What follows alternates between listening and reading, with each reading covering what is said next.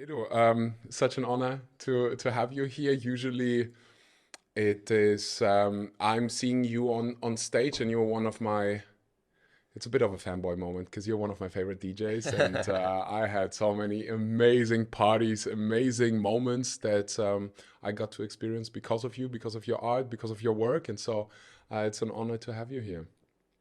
Pleasure, Axel. Thanks for the invite. I'm super excited to be in your show here. Mm. Excited to get to know a little bit more as well, to share more of my journey and see, what synchronicities are there that I'm sure there are many of us. There are plenty, Yeah, plenty. yeah. I wanted to start the episode since you do a lot of. I mean, you do a lot of. That's how I know you because of your ecstatic dances, and I know there are many people listening who have never done an ecstatic dance, Mm, and so I thought it might be funny to share my experience with ecstatic dance and with dancing in general because it can be quite healing. mm, Because I used to be a guy, I never danced. I mm. grew up in Germany, and we have a bit of a culture.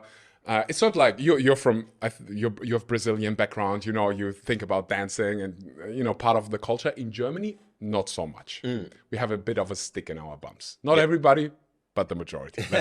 Let's be honest here. Yes. And so did I. And I remember there was this one moment. I was like maybe 14. I went to one of, you go to your first parties, and I go to a party, and there's this guy, friend of mine, who said, like, Axel, you're really not good at dancing. And that voice was there for maybe like 10 years in the back of my head. So I would never dance, only if I would be drinking.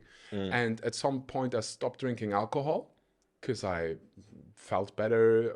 I have too many crazy stories about me and alcohol. But anyways, at some point, I made the decision I'm not drinking anymore. mm, mm, And that also meant I'm not dancing anymore, mm.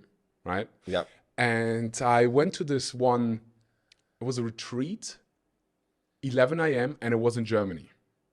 Okay. But the Yep. people were American, and they, I remember walking in, it was 11 a.m., and people danced. They just played music in the break, and people danced. And I was like, guys, it's 11 a.m. What the fuck is going on here? Are you okay? And Yep. I was there with my ex-partner, and she was dancing. Everybody was having a good time, but like a couple of people were just sitting. So Yep. was I. Yeah. And I was just watching the first day, and nobody judged me. They're like, "You want to sit? Sit." But I'm looking at them, and like they're genuinely having a good time. And I'm like, huh. Second day, I sit down again, and I'm like, you know what? I'm just gonna stand up, close my eyes, and just move. And throughout this process, I'm like, oh my gosh, actually, I'm having fun here. Mm. And then there was one exercise, like a dynamic meditation, where you had a blindfold, and that was so healing. And so I'm like, interesting. And then I went to my first ecstatic dance in Thailand. And it Mm. was the start of such a beautiful healing journey in so many ways. My monologue is almost over, but I think it's opening a really interesting conversation for many men, maybe also women, of like, oh my gosh, I went to my first ecstatic dance. I felt so free. Yep. I felt like I am sharing who I am truly, and I do not care how other people perceive it. Yep. And oh boy, I was hooked. I'm curious, how did this whole ecstatic dance thing start for you? And maybe if you can give a brief introduction into the idea of what is a ecstatic dance. Uh-huh. Fantastic. It's good to hear your story, Axel. Curious, that was Kopangan? Kopangan, yeah, yeah, yeah. It Okay. was a place called something with Pyramid? yeah, yeah, yeah, yeah, yeah, exactly Yeah. there, yeah, yeah, Nice. yeah. That's a good one. Yeah, very good one. Yeah, very And I, good I one. didn't know what I was getting. My partner at the time, she was just like, "Let's go, let's have a good time, let's just try." Yeah. And I tried. I'm like, "Oh my gosh, Yeah. Yeah. some Yeah. life changing stuff." Yeah. I love that place. Yeah. Yeah. Did you play? Do you play there I, still? I so interesting. So I've been there. I didn't play. That was the moment that I was transitioning from a dancer to a DJ. Mm. So that was the month that, long story short, we're gonna take a picture going back in time. I had a motorbike accident in my first time in Asia, here in Bali, Mm-hmm. in my last week in Bali before going to Kopangan, right? And then I had a strong motorbike accident that I couldn't dance anymore. I couldn't do yoga, I couldn't go to the beach. It was like I went to the hospital twice, yeah? So that was the month that I decided, okay, I can dance, and that was my favorite hobby in the whole planet at that time. So what I did, I got 5 DJ books in a month. So through that very challenging time where I was in Asia for the first time, I was alone and I couldn't do a lot of the spiritual practice that would ground me as a nomad at that time. I decided to commit to transform something that was my biggest passion, dancing, into a next step of that, which would be becoming a DJ of it. I was already hosting events in Brazil, but I wasn't DJing because I wanted to be in the dance floor. Right? When was that? That was in 2019. 2019, yes. Yeah. 6 years. So at that time, I was already hosting ecstatic dances in Brazil. I initiated ecstatic dance in Brazil with friends. And I was already kind of like putting playlist and being behind the laptop, but not necessarily properly DJing. Yeah. That was the period, and that's when I went to pyramids. Yeah. I danced a little bit, but it was really hard with the lag. Yeah. So I just got 5 DJ books. I read it, all of them in a month. And I got in Thailand my first international gig in Pai, just after Kopangan and my Vipassana. And I got incredible feedback. I, for the first time, enjoyed being behind the table and not on the dance floor. And like, okay, I'm gonna fucking do this. And then people really embraced me as a DJ right away because I was the guy dancing the most in the dance floor. Yeah. I would be the front row, like closing my eyes and dance for 5-10 hours, even in an electronic normal party, but I would be like going down. Yeah. So people like, okay, dude, you became a DJ. We want you putting the music out there. Yeah. And then Burning Man and, German festivals booked me quite quickly. And then the rest is development. Yeah. Yeah. Maybe for those of you who have never been to an ecstatic dance, because people are scared. You say ecstatic dance. I have a lot of friends who are maybe not like I have super spiritual friends, and then I have friends who have nothing to do with it. And when I say like I'm going to an ecstatic dance, people like get a little afraid. Yep. And that's the last thing you need to be. Yep. Afraid when you go to an ecstatic dance, because you can do whatever the heck you want to and nobody will notice. Yep. Yeah. So if you go to an ecstatic dance, the whole idea, please correct me if I'm wrong, the whole idea is you express yourself to the music in whatever way you want. You want to lay on the floor and do moves there, whatever you want to jump, do whatever you want in the way you want. There's no right, there's no wrong, there's no judgment. There is usually no camera. No conversations. Yep. I know that's something that you mention sometimes. No conversations, no alcohol, no drugs. It's just about you expressing yourself, and it's often in the morning, which I love. Yep. And I'm curious. You told me earlier when we didn't record that you used to be a tech guy, and I pictured you in front of a computer just all day playing video games and doing and coding and whatever. Yeah. What is it here today? Is it the AC? I think it's the AC and also the weather-wise. Yeah, Bali. Yeah. But that's okay. Maybe we'll cry today. Yeah. But I'm just curious. When did it start for you? Because 6 years ago, ecstatic dance was not really a thing. What was Edo like before all of this? Yeah, great.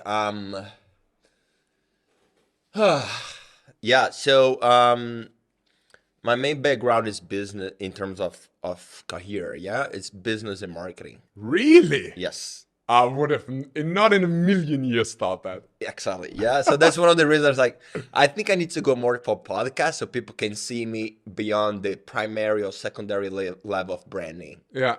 Yeah. Right. There is a lot of like depth or things that people are completely not aware. Right. So anyway, so that's my background. So I studied business in Brazil, marketing in Europe, and I kind of was leading my first company at age 19. I founded my own company with friends at age 21. It was a corporate storytelling company. So that's one of the reasons that I'm quite comfortable on stage or places like this, because I used to train C-level people at age 21, 22 to speak for hundreds or thousands of people. Yeah. And that was actually at age 19 was the first time I realized last year, by the way. You know, when you start looking back from with new layers of awareness. Yes. That actually my first event organization was at age 19. I thought it was in 2017 Yeah. when I came back to Brazil Yeah. doing ecstatic dance. I was like, wow, that was the first musical event that I produced. But actually, the first events that I started producing was at age 19 at this social company that I was one of the directors. And I had a lot of events that I created along the other directors to cultivate relationship with the stakeholders, meaning university, clients, family, and stuff like that. And I created a lot of new concepts, just like I do with ecstatic dance right now, but 20 years later. Um, 2000, that was 2011. We are in 2000, well, 25, 15 14, almost. 14, Yeah, yeah, yeah, 14. Yeah. That's crazy. Yeah, That's all. I know, realized last year, by the way. Yeah. Yeah. So I was doing that. So that was my first experience in terms of event organization already as an entrepreneur. And then later on with the storytelling company, I loved it because we could build presentations for, people to raise funds for government or Silicon Valley or sell products. Yeah. And I love that. And sometimes we would ourselves create an experience to showcase our talent and mastery. Yeah. And I loved it because we had more control under the presentation, including that we could go beyond the presentation. But we still were in a corporate setting, right? I could have like, oh, I would love actually to put some pink lights over there. I would love to have some dinosaurs here. I couldn't much. But the best storytelling possible is the story doing, right? Because it's an immersive storytelling experience for the audience. Yeah. But we had some roof there because we were in a corporate setting. However, that doesn't disencourage me. I was always the one kind of pushing a little bit the boundaries of that. As you can imagine, as I also do with ecstatic dance, and we will talk about the traditional ecstatic dance and the ecstatic dance that we do more here, which you come often. So that's my background, right? And then during that company, I got a contact from Silicon Valley, and I was age 23 at that time, to join a unicorn startup over there. And they were doing very well in the US and they wanted to expand worldwide. And they had one position for someone to do the business development to Asia and one position to do the business development to Latin America. When I used to live in Europe, one of the places that I lived and studied was Spain. So I had Portuguese from Brazil and the Spanish language. So I was in a good position for that. Long story short, I kind of quit the operation of my company, put another partner inside, and I went to Silicon Valley. Yeah, that was in 2015 at age 23, 24.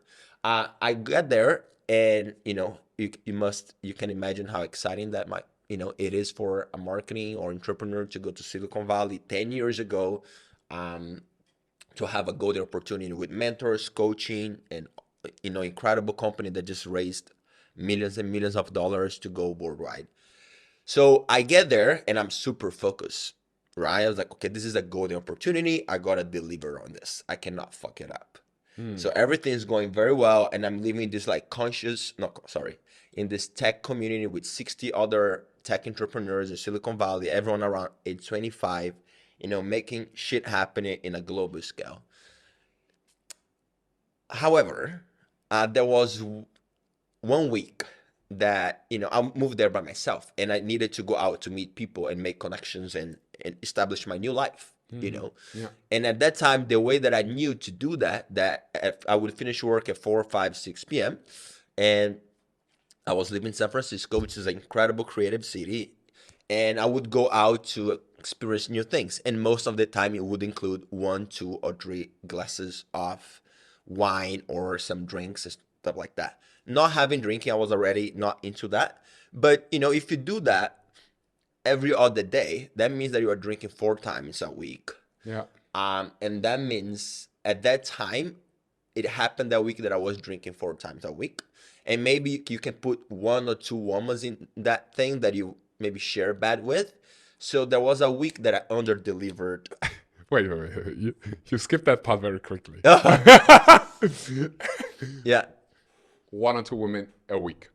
Ah, Is that no, what you said? in that week specific, like, Oh, let's say okay. There in was that this week. this Yeah, one week. yeah. Let's just, I don't remember exactly, but if you Yeah, add to the equation, yeah, got it. Wait. yeah. Then it's a later stage. Okay, okay. Yeah, Perfect. yeah. Thanks for checking in. Right. Yeah. Of course. Yeah. So, oh no, man, San Francisco was terrible for a woman. It's such a techie city. Yeah. Yeah, it's a lot of coders everywhere. Okay, yeah, I can Yeah. imagine. I Yeah, went there it's- once, I didn't like it. But anyways. Yeah. So I had a mentor at a company and she was really incredible. So she gave me the most elegant and precise corporate feedback I ever received. She didn't say much, but she just looked at me because I was always over delivering. And that week I clearly under delivered in terms of quality. Yeah. I'm a detail driven person. So you can see when the detail is there or when it's not. Yeah. So I came back home reflecting. I was like, okay, this is a yellow flag right here, right now. And I'm not going to give a second chance for another yellow flag. So I'm just going to I'm going to experiment over here. I'm going to take out alcohol for a month and see how that goes. Because if I drink at night, that means that I don't sleep very well. I sleep later. I wake up not feeling very excited to do my yoga practice at the morning. I mean, there was a stretching practices, but at that time, that was my yoga. I wouldn't take like a very long shower, meditate, and I would, wake up later. So it would fuck it up my whole next day, the evening, 2 drinks. Yeah. So I decided to take that out. So that made my yoga practice longer and better. My meditation got better. And I started listening to incredible podcasts as I would walk 15, 20 minutes to the office. And my results skyrocketed. So that's the corporate byproducts of my decision. But in that month that I did that test, I also decided it didn't make sense for me to go out to mainstream parties with my friends that were living with me. I just felt it wasn't very soulful. And right now it was even less aligned. So I remember there was a big weekend with a lot of parties in San Francisco, was some holiday kind of thing. And Saturday night, they're all going to this like mainstream thing, like 30 of them. We were 60 people living in this huge mansion. And I decided, I'm not going to go. I don't know what I'm going to do tonight. I don't have any plans. But I'm not going it. So as I stay in my room alone, and I'm like, okay, just embracing that new thing. And I remember that one day I was in one of those 2 drinks night in Impact Hub, which is a social impact co-working in San Francisco, worldwide as well. And I remember meeting this lady that were talking about life in San Francisco. It's a very creative, soulful place. And she mentioned about one thing that I took a note in my phone, but I completely forgot it. And that place would be a place that people would go without talking and they would dance widely. And it was flirtatious, which for me at that time was very nice. At that time. Yeah. I'm like a different boy right now. But anyway, and they stick to my mind. So let me open that note. I was like, I open it, I checked the name, like a very weird name at that time for me, Ecstatic Dance. And Everybody who's watching from San Francisco is now like, can you tell me the name of that place? Yes. I mean, probably it's quite well known right now in San Fran, but yeah. The name of the place? Yeah. Well, they changed the place. At that time, it was in the Mission called the church, but now they're doing a bigger one, which is also another bigger church. Okay. Yeah, I forgot right now. They might even have changed place. I don't know. Okay. There are so many flirtatious places in San Francisco. So as I decided to go, I was like, okay, I check it. Oh, it's actually happening Sunday morning. I was like, okay, I'm not gonna do anything tonight, but that means I wake up tomorrow, do my practice. Oh, they actually have yoga before. Perfect. I'm gonna enrich my practice. Yeah. So I go there, having no idea what I'm gonna experience. Completely no idea. I go alone. I just had a 5-minute talk with a girl. Random girl that was not even an ecstatic dancer. She went with someone that was it. Yeah. So as I go there, they have a yoga practice, which I love it because at that time I was doing like a 10 minutes, 15 minutes stretch. I was like, okay, this is great. And as we start dancing, there were about 50 people only. So it was like, ecstatic dance started in Hawaii and then right after California. So it means 50 people in California means that we were really in the early stages of ecstatic dance, which is different from right now. Yeah. And I go there, and I'm from Brazil. We're supposed to be supposedly good dancers, right? And man, that day something changed, right? That was by far the biggest and better dance I ever had in my entire life. It's funny that I needed to be, a Brazilian guy from the African part, which is very dance driven, needed to fucking go to the US, to the tech city, to be able to fucking dance. Yeah. So resonating with your story that you shared earlier. Oh, it's funny. Yeah. I went to Germany. Yeah. Oh, I'll get to Germany very soon. And you'll see like Germany had a huge impact on me positively on the dance aspect. Yeah. So layers. Yeah. Layers.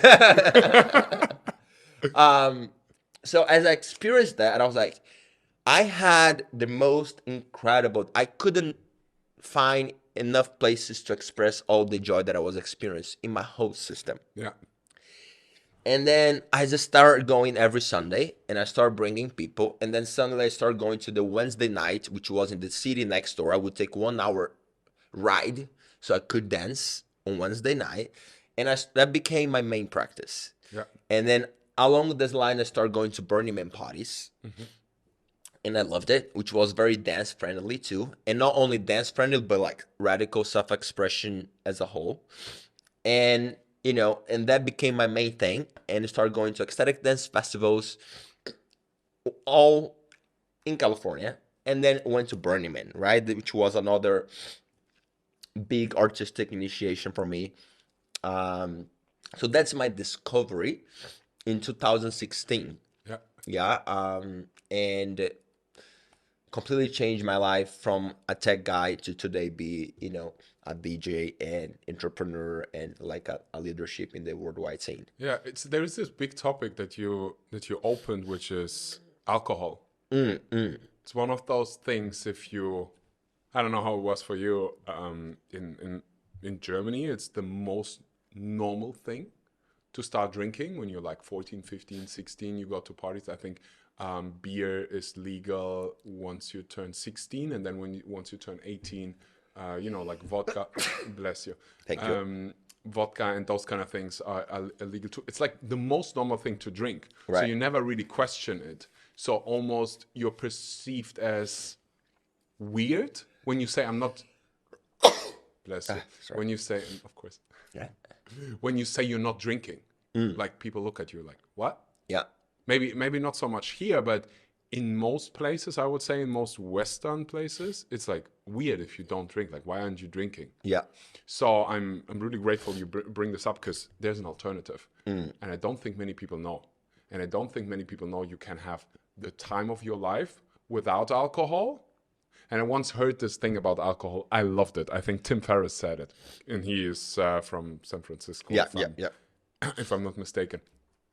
Alcohol borrows happiness from the next day, but you are paying, what's the right term here?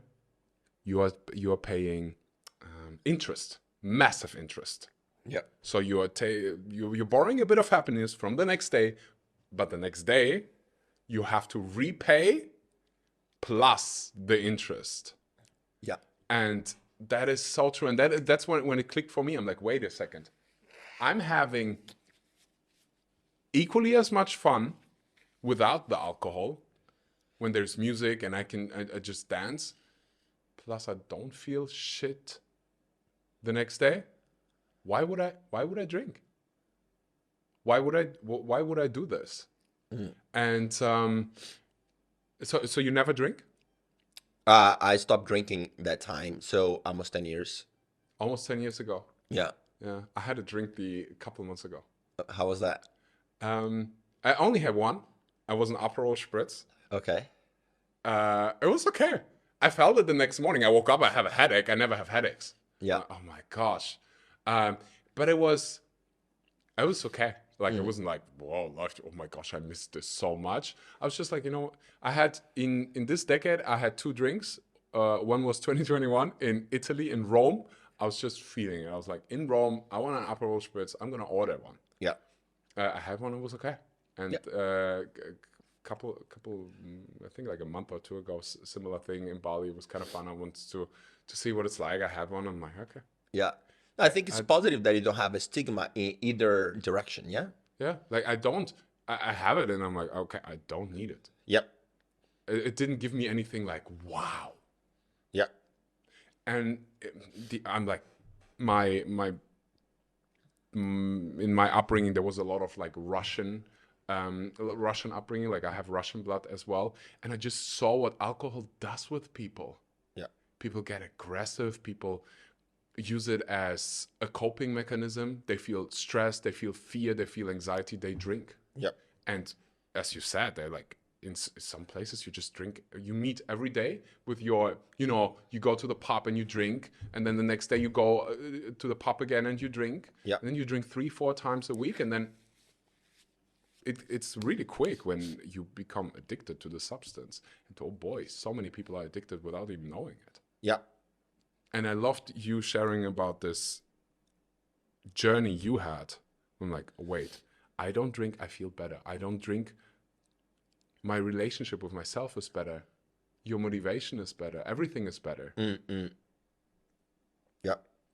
Yeah, I mean, just a touch point on the element of drinking. I had my first, my first and only, I had alcoholic coma at age 13. Right? So I was probably going to my first big party ever back in Brazil. And I was going with my older cousin. And it was a huge party in my hometown. Yeah. And yes, I ended up being that guy that drank too many, What did you caipirinhas. drink? Caipirinhas. Yes, with different flavors and all of that. Oh, the flavors. Yeah, the line of the food was huge and the line of the drinks were not. So I Yeah, just tripled down on that. Fair enough. And then, boom. And then I was vomiting all around, had to go to the hospital and all of that, yeah? Crazy, huh? Yeah. How old were you? 13. 13. Yes.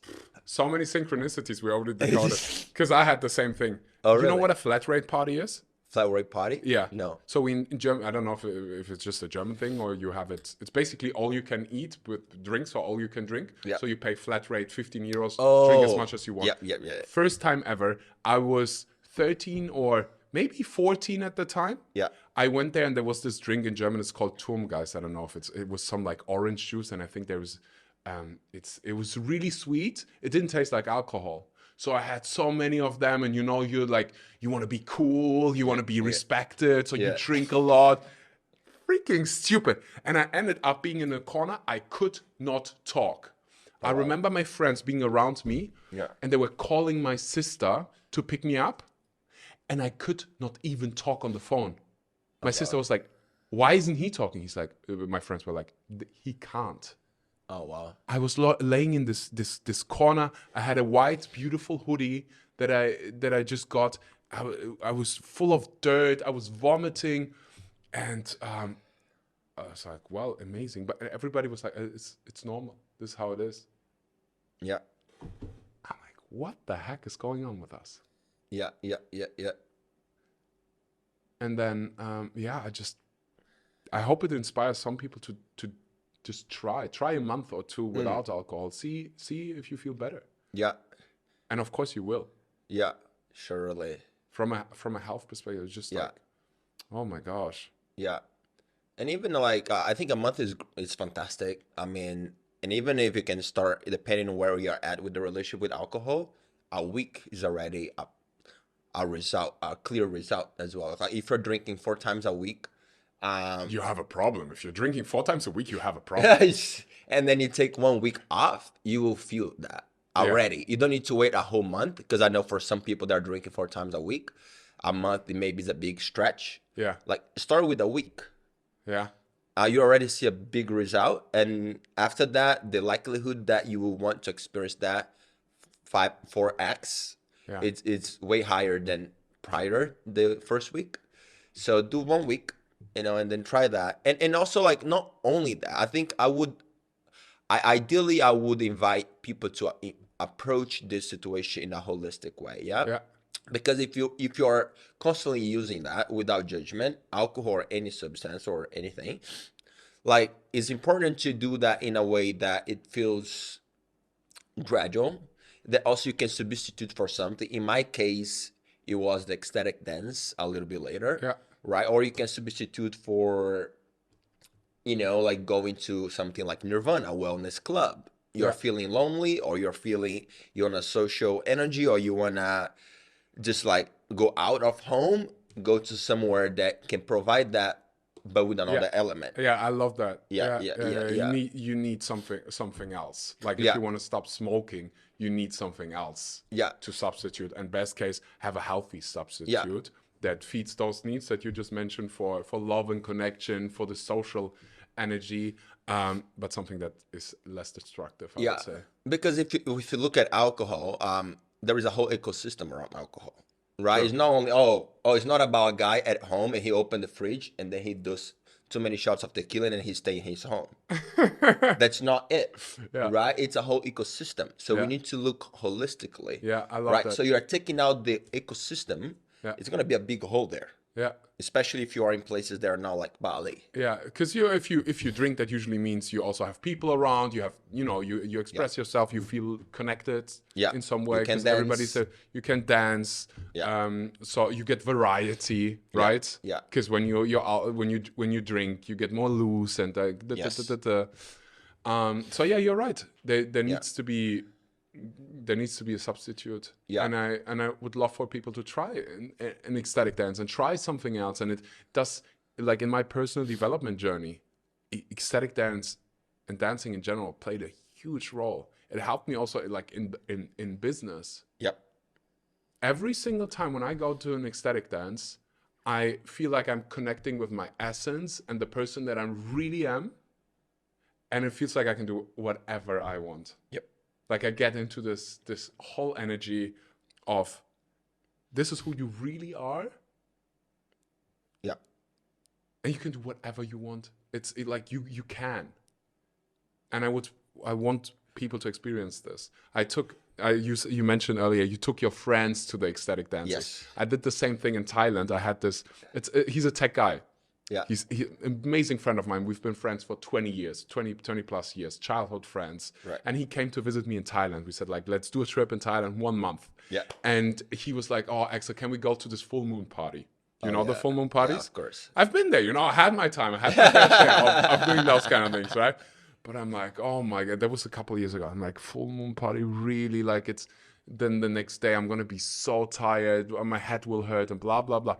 But he's like, I want to go. I want to experience it. I've never done it. I'm like, okay, fair enough. Yeah. So here's the deal. I go with you to the full moon party. You come with me to the ecstatic dance Wednesday afternoon. Yeah. He's like, okay. So we go to the full moon party. I actually had a good time. I danced. I had fun. I didn't drink, but there was playing like some nice music, and I had a good time. He did it. He actually didn't. Why? Whatever. I don't know why. Yeah. I think That was he had your a couple first of time, or no? Say again. His first time. But you're not first No, time. I've been multiple Exactly. times. Like There when I you was like early 20s, I had this backpacking phase. I did all sorts of crazy things. Right. Including having a really good time at the full moon party. Yeah. Drinking. But anyways, so we're like, okay, well, I went with you. Yeah. We went to bed at like 4 a.m. I woke up being tired, having a headache from all the smoke and like everything smelled disgustingly. Anyways, so Wednesday comes up, I bring him to the ecstatic dance, Pyramid, whatever this place is called. I was a little nervous because, I'm bringing a friend, and I remember there was this opening stage where you do those exercises, they like asked us to walk around, have eye contact, and Yep. just starting, and I'm like, I can feel the sensation of me having, checking in with him. Does he have a good time? And I'm like being in my head. I'm like, wait a minute. It's not my responsibility whether he has a good time or not. He's an adult. He made the decision to come here. I'm going to let go of it. I'm just going to have a good time. And I'm going to let him do whatever he needs to experience. Yep. I'm like, okay, perfect. So I dance, I have a good time. I have my eyes closed the whole time because I didn't want to look at him. I had a blast. I walk out and I'm like, where is this guy? He stayed the whole dance. He walks out. I look at him. I'm like, did he like it? Because I couldn't mention. He's like, what the heck was that? And I'm like, oh, fuck, he didn't like it. But whatever, it's his thing. He's like, it was one of the best things I've ever done in my life. He's like, I had tears in my eyes. Oh, wow. I was crying. What was that song? It was so beautiful. I'm like, yes. Thank God. Yeah. Thank God. And I have like a gazillion stories, and I would love for people to just go without judgment. And it's part of personal development. Yep. Go express yourself the way you want to express yourself. Yep. And see what it's like. Yeah. Without having fear. Yeah. Because when you are in this ecstatic dance, there's no fear. Yeah. That's why I love it. Love to do it like almost as a ritual, almost every Sunday. Just go and experience this as pure essence, and oh my gosh, it's safe to do it, to express yourself, to be yourself, and most people honestly don't even care. Yep. Yeah. You know what I like about that element that you share about be expressive in ecstatic dance, and that also exists at Burning Man. These two initiations happened at the same time for me, the same year. Like for me, the most impactful thing for ecstatic dance is, yes, you can do whatever you want and be super authentic there, but you bring that outside of that place. Yes. Right. And that it's transformation, right? There is like radical personal development. Bottom line, you can't question that shit. Yeah. You know, I remember when I went to Burning Man for the first time at age 25 alone, and I was already doing ecstatic dance twice a week for several months. Dude, I reached that dance floor, I was fucking smashing it. People would look at me, and it took me 6 months to be a fucking dance floor, like, full power guy. And it wasn't a dance floor, like ecstatic dance floor. It was a huge festival, or whatever you want to call it, Burning Man is, and that applies for everything, right? It doesn't need to be another dance floor, but yes, if you go to another dance floor after 2 ecstatic dances, you're gonna be a different person. That means that how you're gonna dress up yourself, how you're gonna walk in life, how you're gonna reach out to ladies or to gentlemen. It means how you're gonna like show up in a stage when you need to do an important presentation, and so on. Yes. That is transformation at the core of it. Yeah. And I even do it. There's this one guy. I'm not going to mention his name. If you do one of his business, big guy, one of the biggest in this personal development space. Right. His business program costs more than $10,000. One of the, I would even say, the main thing you learn there when you go to one of his events is taking care of your physical state by dancing, by using your physiology. Oh, I need to know his name after it, though. I think everybody knows. His name is Tony Robbins. Oh, okay. Yeah. If you go to one of his events, whether it's Business Mastery or Unleash the Power Within, one of the main thing is dancing. You jumping around, you using your body. If he goes on stage, before that, you see him jumping around, making dance moves, right? Right. To put yourself into the state of confidence, and your body language dictates, how you feel when you are like this, and you're sitting like the whole day like this in front of your computer, and that's all you do. Of course, you're not gonna feel confident, and So he teaches state first. Always your physical state is the most important thing. Yeah. Everything else follows. Yeah. And I find it to be so true. Like your physical state is so important, especially if you're going through a rough time, especially if you feel depressed. Yeah. Start with your body. Yeah. Because the mind follows usually the body. Yeah.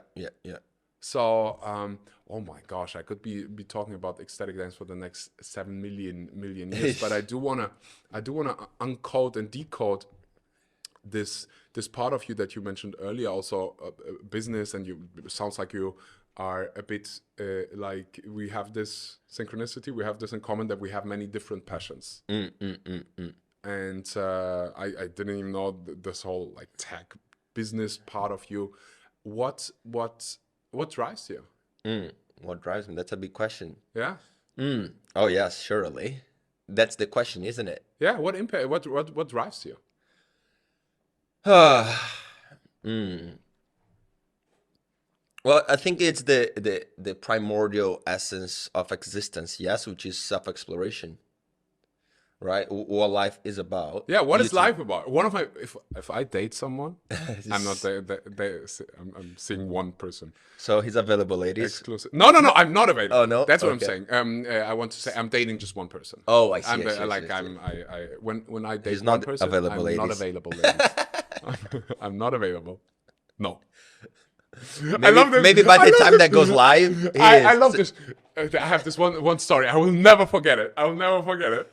I walk into the gym, right? And I have this habit of saying hi first. Yeah. Something I learned in the last couple of years. I have this, I don't even think about it. I see someone, I find the person interesting or Yeah. even attractive. Female, man, I don't care. I have this thing, I trained it. I say hi first. No intention like Yeah, I want to, yeah. be intimate with you. Great practice. Yeah, it's a great, beautiful thing. Try it for the next 7 days. Just say hi first. Yeah, yeah, yeah. You see someone interesting, say hi. People get into their heads and they're like, I don't want your number or something. I just want to say hi. So I walk into the gym. I see someone, and I'm not going to lie, she was fairly interesting. This was That long time ago. Translating that to a worldwide vocabulary, very hot. She was very hot. But I'm seeing someone, so I'm going to be respectful. She was beautiful, okay? But that's what was not the reason why.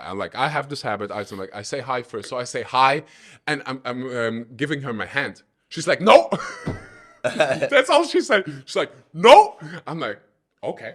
I just wanted to say hi. Turns out she has a boyfriend, but that was not my intention. Yeah. It was just a funny story. But came from ecstatic dance as well. That I just say, hi, without I don't care what the result is. Yeah, yeah, Is yeah. it good? Is it bad? I don't know. I find it. I told my friend about it. She's like, yeah, she has a boyfriend, and isn't it? There's some sweetness about it as well. She's like, no, I'm not available. So that was my point. No, I'm not available. No, felt like she trained this. No, in front of the mirror. Yeah, No. I wish people would be a bit more open. Yeah. Like not necessarily if a person comes to you and says hi, they don't want to necessarily More ecstatic dance people. yeah, more excited, like be okay, just have a conversation for Yeah, fuck's sake. yeah. Yeah. How do we get there? Yeah. What is the life big about? question, What is yeah. that's the question that I love to ask. What is life about? Tells you a lot about a person. So, Yeah, what is life about for you? Yeah, like there's an element of life. It's like, what is this holographic reality? Yeah, it's us, the universe, God, creating this in order to experience itself in all its flavors, right? So I'm naturally a byproduct of that. I believe we all are. And for example, we touched base that maybe my first 5 years as an adult, I was very business focused, right? At age 25, I got to a very sweet spot of freedom, financial freedom, location freedom, mind freedom, body freedom, and all of that. Because I left San Francisco, I went to Brazil. I established the business over there. We got like to 50 million users worldwide, and then with that team, I managed to be global nomad for 5 years, right? So at those 5 years, and I was working maybe 1-2 hours a day over my phone or laptop. Yeah. So I had a lot of freedom. So those 5 years, that's when I start discovering personal development or spirituality. And I'm like, wow, this is actually incredible, right? Imagine discovering, exploring that at mid-20s. Quite powerful. Yeah. Right? Yeah. So I did that and I tripled down on everything. I did yoga teach training. I did plant medicines. I did tantra trainings. I did vipassanas. I traveled to over 60 countries around the world. I went to several Burning Mans in a row, all transformational festivals around the globe. So I just tripled down on that. Very focused on things that were music friendly, just because life with music is better. But also not only that, like Vipassana is not about music. Yeah. Yeah, Vipassana 10 days. Yeah, 10 no days. I did in talking. Thailand. Yeah, just right after pyramids. I was like, I can't really dance. What I'm fucking doing Kopagan. Let me fucking go and sit in silence for 10 days. Oh, imagine. Yeah. For 10 days, no talking. Yeah.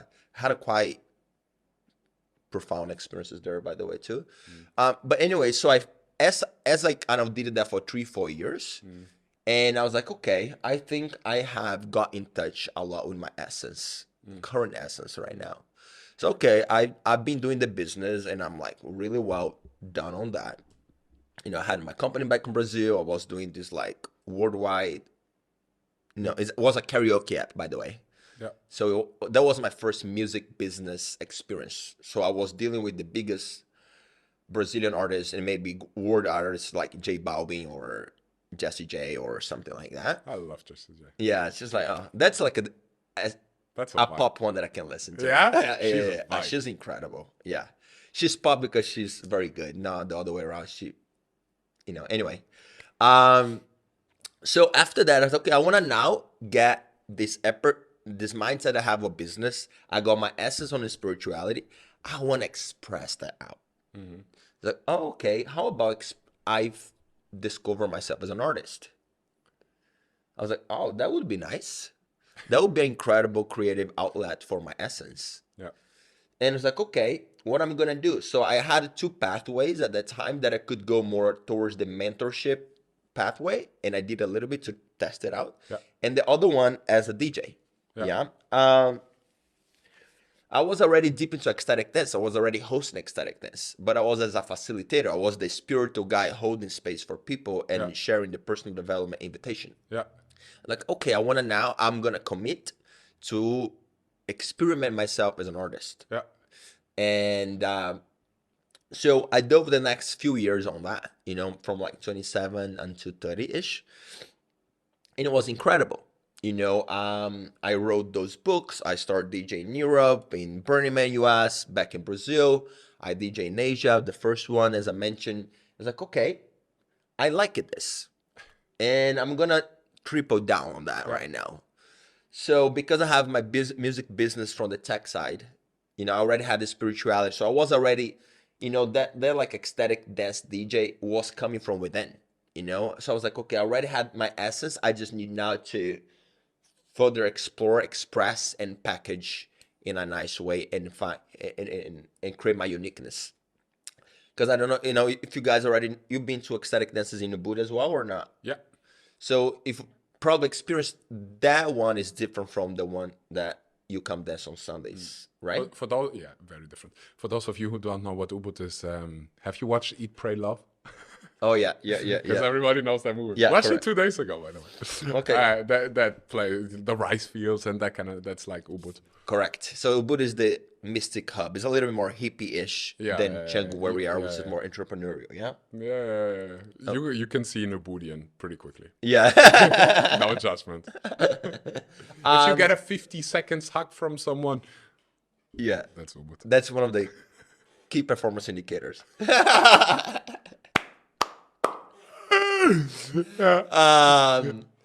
So anyway, so I dove into it. I dove into it and I loved it. Yeah. And that was a nice hobby that became a side project, that became a side business. And then COVID hit after 5 years traveling as a nomad. And I was already the last 1 or 2 years already traveling, also DJing worldwide, especially in ecstatic hubs. Because when I started as a nomad, I was just going to interesting cities. And after that, I want to travel through intentional communities, digital nomad, tantra, plant medicine, ecstatic dance, festival community, Burning Man community, Brazilian music kind of community.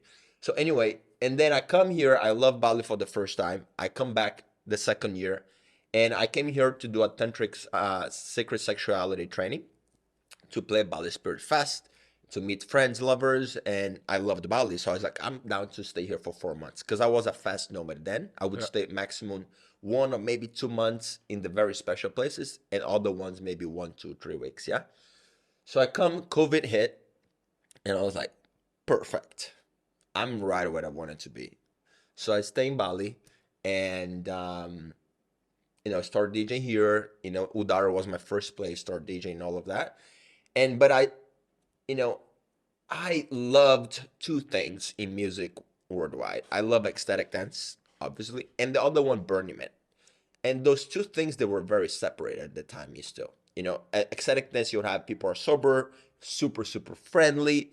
They are like the very conscious thing. And at Burning Man, it would have more glamour, more artistic expression, more structure, and all of that. Like these two things, it feels a little bit the masculine and the feminine, and these two separate. And my ideal word is the combination of these two things together. And as I started doing here, and I was like, okay, ecstaticness at that time was very small, especially in Canggu. There was no much thing going on. Part of Udara, which was still incipient, in my opinion, in terms of quality of experience.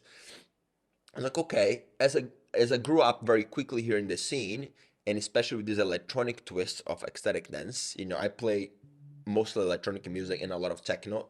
I was very, very, very judged by the whole ecstatic dance community by playing techno at that time. I didn't fucking give a shit. And I kept doing my essence expression. Yeah.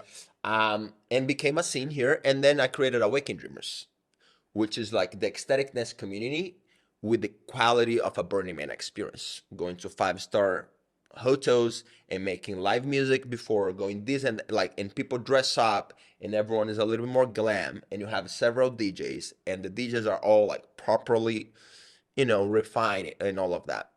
So that went super successful since edition number 1. So we're doing once every 2 months. There was COVID, so there was a little bit of fluctuation on when we could actually do it. But it's been 3.5 years since we started that. We're gonna complete 4 years in a few months, and it became, you know, Canggu right now. It's a hub of ecstatic dance, and not only that, of conscious events like Rise and Shine, where you come, Awaken Dreamers as well. We do in Canggu, but all around Bali, and we managed to create, you know, because ecstatic dance has been growing a lot, and it's a natural of any movement that the more you grow, you start creating subgenres of it. You know, and you go to Bood, you have the traditional ecstatic dance. I'm actually gonna DJ there in 2 weeks, and I got a request from them to actually play more ecstatic dancey set. So I'm gonna talk with them about that. I was like, I hear you, and there are new approaches of ecstatic dance, and I got to where I'm at with that. So we're probably gonna find somewhere in between because, you know, I might even come. please do. We need some Canggu fucking vibe in the dance floor to push the boundaries of excellence. I honestly, at this point in my life, I'm just like, I go into things with an open mind. Yeah. Because you never know what's good, what's bad. You just go and have an open mind. Yeah. I believe you can learn from anybody. Yeah. And you can have a good experience everywhere. And sometimes I find it even funny if something makes me feel uncomfortable. Yeah. There was this one, you know, when you go to a kirtan, for example, like, I'm not gonna lie, sometimes there's this song like, I'm so grateful that I'm sitting there. And I feel it's so fucking cheesy. I feel cringe, but I'm like, you know what? I'm gonna embrace the cringe right now. I'm gonna feel cringe. Oh, okay, I'm actually feeling like uncomfortable. Is it maybe because I feel like judged, or like I think like it's not safe, whatever? No, I'm like, I'm gonna immerse myself into feeling that discomfort, and I shifted to comfort, and I was like, so grateful. I'm like, yeah, let's go for it. Let's do it. Just like, you know, I if you ask me what is life about, I think life is about enjoying the passing of time, having fun. So whatever experience you get, whatever is coming, how can you make it fun? Like, that's what I think life is about for me. How can you make it fun? How can you even, you know, have fun in winter? Yeah. You know, you can have fun even if you are in the position where it's winter in your personal life, you know? Yeah. Or like literal winter when it's snowing. You can build snowmans, you can go snowboarding, skiing. You can always make something good out of this situation you're in, I believe. So I think life is about that. I'm currently writing a book, and I did a couple of thought experiments in that book, and I want to share one with you. We were writing about it yesterday. So we live in this, we're enjoying time, and we don't know how much time we have, right? Yeah. It could be 10 years, it could be 100 years, it could be 10 days. Nobody knows. Yeah. Kind of funny if you think about it. Like, if you would be the creator, the universe, whatever, it's like, We all get to play this game, but nobody knows for how long. Crazy, Yeah, if you think yeah. about it. So I was thinking, okay, imagine there's artificial intelligence that can tell you exactly how much time you have left. Uh-huh. And imagine, just as a thought experiment, you have 10 years left. Like exactly 10 years. Edo, would you do anything differently if you would know I have 10 years left? What would you do? What would you change? I would go more radical on reducing my administrative work and freeing up even more space for whatever the fuck I wanted. Which actually, it's one of my goals for this year to reach that. Yeah. But putting the 10 years right now, I was just like, okay, this starts right now. Yeah. So less admin. Yeah, which honestly I don't do much admin in, but but you know, like my goal, for example, is to work 1 hour a day by the end of this year. Yeah. Right? I would say that I'm currently between 2 and 3. 2 and 3 hours of work a day. Yeah, something like that. And that's not only admin, yeah. That's like commercial, that's like creative Sitting as here. well.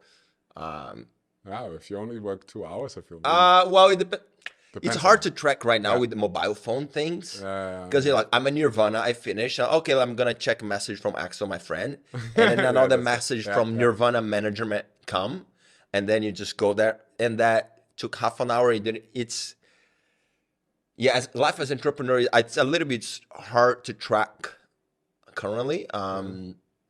But I get it. So you would do more of the things that you really enjoy and maybe less admin. Is there anything else you would change? Which honestly, I did a massive upgrade already this year. Yeah. The reason also is because I'm scaling the business right now, right? And it's important for me to be the one closing the deals. We're actually doing Nirvana starting Ecstatic DJ Nirvana next month. Nice. And that is important for me to be Yeah. the one dealing with the manager there. Yeah. Or Yoga Barn. So I'm like in a moment that the business requires more of me. Yeah. But by the end of the year, that is going to be settled. And I'm just showing up half an hour before the gig, playing, having dinner with friends, and going home. I'm going to take the thought experiment even a bit further. Yes, please. Imagine there is someone that enters the room. Yeah. 18-year-old Brazilian guy who has a lot of ambition. Yeah. Like who wants to do something, who wants to express, who wants to change something. Okay? And it's the last conversation you only meet once. Yeah. And the task is share your best piece of advice. Like it's the only conversation you will ever have with this guy. And your mission in that conversation is just sharing, like, this is really what matters in life. This is really what brought me to where I am today. That's what I think made me successful. What would that conversation look like? What would you share in that conversation? So I would share the first thing that came into the surface within myself for that. Yeah. Without overthinking. Yeah. Yeah. So I would tell this Brazilian 18 years old guy to find the best dance floor you can, and then you're gonna go close to the speakers over the left side or right side where there is more space and not too many people. Find the people that are having the best time dancing with a good polarity between male and female around the area, and place yourself there and make sure you're there while the best DJs are playing. And then you're gonna go there, you're gonna close your eyes, and you're just gonna fucking lose yourself into the best frequency of sounds possible and dance unapologetically with your eyes closed and play with the energy that is within you. And anything that will come out of that is gonna be for the highest good. And once you open your eyes, start sharing that with people that are in the same frequency next to you and beyond that dance floor, and make shit happen. And repeat. And repeat. Yes. Yeah. There was one word that you said. I really liked it. Unapologetically. Yeah. And I so in this same chapter of the book, we were thinking about the conversations we have with the people we love, and how many times, just based on life expectancy, like average life expectancy, like how many times will you have conversations with the people you really love? And I was asking that question myself, and I was thinking about my brother, and I see my brother. I love my brother. I see him once or twice per year, just based on locations. Yeah. And I'm like, that's maybe like 100 times. Like, we're gonna see each other 100 times. So how will I speak now differently? Like, what would I want to share? And that's why I do those thought experiments, like unapologetically yourself, and you closed your eyes, and I could feel how honest it was. And that's something that I want to acknowledge you for, that you give me and many other people the space to be unapologetically themselves, and like tap into this beautiful essence that everybody has, and give that space for, like, because ecstatic dance is not just about dancing. It makes your life so much better. Yep. When you can, like, that's really what life is about, without all the matrix bullshit. Be yourself, do the things that you enjoy, and forget about the surrounding. Like, trust yourself. I think that's one of the things that I learned from your journey as well. When you said earlier, I didn't give a fuck about how they wanted me to play. This is who I am. This is what I believe is right, and I'm gonna go do it. Yep. It reminds me of this Henry Ford quote. If I would have listened to people, we would have faster horses, not cars. Yeah. And I think that's what you stand for. You don't give a fuck. This is me. I believe in my values. I stand up for what's right, and I'm just going for it. Yeah. And even in people in the underground world will have that, right? The status quo, like the ecstatic dance examples, like, yeah, but that's not ecstatic dance, techno, or even you talking during the set, or you dressing up like this. It's supposed to be just like undressing kind of energy instead of dressing up. Yeah. But that's going to provide just more of the same, and we don't need 8 billion people so everyone do more of the fucking same shit. Put that on the mark. Yes. It's a mathematical fact. Yes. We don't need 8 billion people doing the same shit. Yeah. 100 million fucking percent. Yeah. So I'm just encouraging everyone to do that. And ecstatic dance is an incredible, holistic, spiritual gym. Yeah, spiritual fucking gym. Yeah, to harness that within you and outside of you. So when you walk out of that dance floor or that morning festival, you have way more claim power within you. And then when you're going to meet your family, your brother, or your business, or the girl you're dating, you have the fucking balls to stand for your authenticity and enchant people to do the same in their lives. Yeah, I have goosebumps. Exactly. Yeah. That's what life is about. If you can translate that energy into life, yes. Yeah. 100%. 100%. I think also a really good ecstatic dance, you're not in your head, you're in your heart. You don't think about, what will they say and what will they think and what do they think about how I perform. No, you're so connected to your heart. Yeah. Right? Yeah. Me as a DJ or overall? Everybody. Everyone. No, I think like that if you observe it, if you have a good dance, you're not thinking. I think also as a DJ, if you think too much about how people are perceiving it. I'm not a DJ, but I know what it's like to be in front of people. But if you get in your head, oh my gosh, did I just make that mistake 15 seconds ago? Was that grammatically correct? Did I say something wrong? You get in your head, you're lost. Yeah, 100%. If you're in your head, 2 chances are, one is that the DJ is not doing his job right. Yeah. Or second, that you're just starting your journey on it, and that's okay. So maybe it would take a few rounds to get to the full ecstatic openness. Yeah. Yeah. We could be sitting here for the next 17 hours, but you're only working 2 hours per day. They're about to kick me out, so I'm going to ask the final question. Yeah. The podcast is called Success Leaves Clues. It's all about sharing what worked for you, what worked for you in terms of success in certain areas. And I see a very successful Brazilian man in front of me with a very I said that behind your back. I want to say that as well. I said once, we were talking about you, and I said, I think it's the most beautiful eyes I've ever seen in my entire life. Those blue freaking beautiful eyes. I want to share it here as well. Thank you. But if you imagine I would be writing a book, and I could share the best success recipes from people, and I would want to know what is the best advice, the best success recipe that you've either received or that you would like to share. Maybe it's the same thing.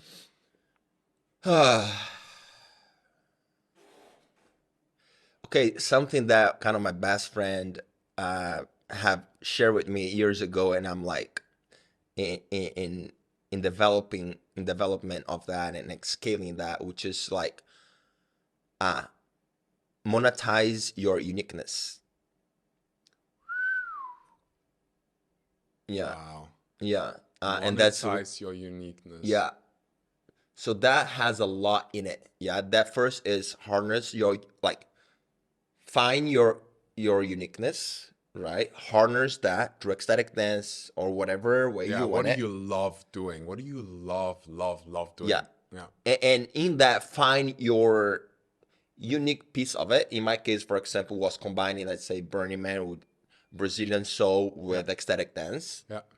right? So find what you love, do a lot, bring your uniqueness to it, Yeah. and then after that, Yeah. create the business and monetize out of it. I love it. Yeah, That's how we end the podcast. Yeah. Because they're storming in. Okay. Come on in. It's okay. We are finished here. But well, I've never heard that. It's brilliant. Right? Yeah. Monetize your uniqueness. Yeah. Yeah. So in Edu, process. Thank you So, so yeah. much for your time. Yeah. I hope we can do this again. Maybe at Burning Man or after one of your ecstatic Maybe dances. tonight. Maybe maybe tonight. Obviously, I'm gonna put all the links to your events in the podcast description. If you ever come to Bali, or I'm gonna put, you're playing more than Bali, so Yep. put everything in the description. I can highly recommend it. Edu, you're responsible for some of the best memories in my life. I want to say big thank you. And many of my friends, when I told them I'm interviewing Edu today, like, amazing. So big thank you. And really appreciate you and your time. Thank you, Edu. Thank you, Axel. Pleasure. Looking forward to see how that goes. I love watching this kind of conversations. I feel your heart. I love seeing the dance floor. Please come dance more with us. And let's keep inspiring people to do the same. Monetize your uniqueness. That's freaking genius. Thank you, Edu. Thank you, bro.